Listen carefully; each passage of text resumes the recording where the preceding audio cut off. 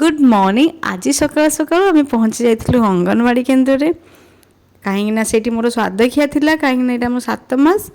आठी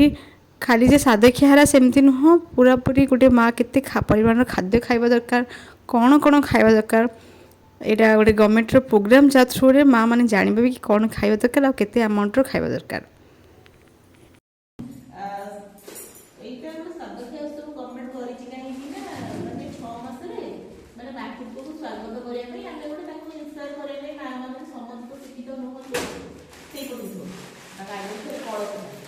कलश को आग ये पूजा करके माँ को गोटे ये माने मातृत्व गोटे स्वागत करूँ जे कौन कौन खाद्य खाए से विषय टे कहू खाली गोटे माँ मैंने आजिकल कौन अच्छा ना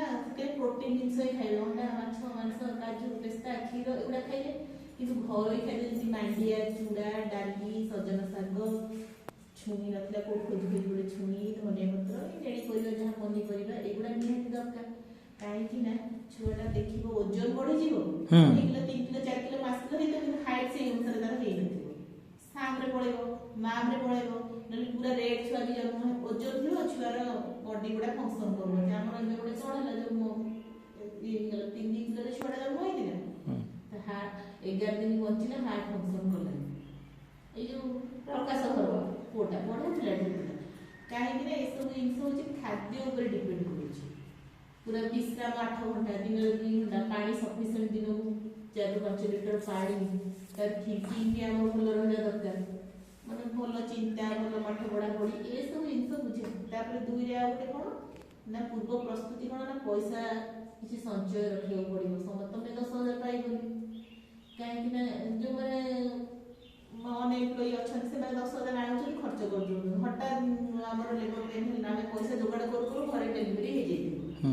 जाए आम जहाँ तो सरकार सुविधार वंचित हेले दुईटा गोटे कौन है ना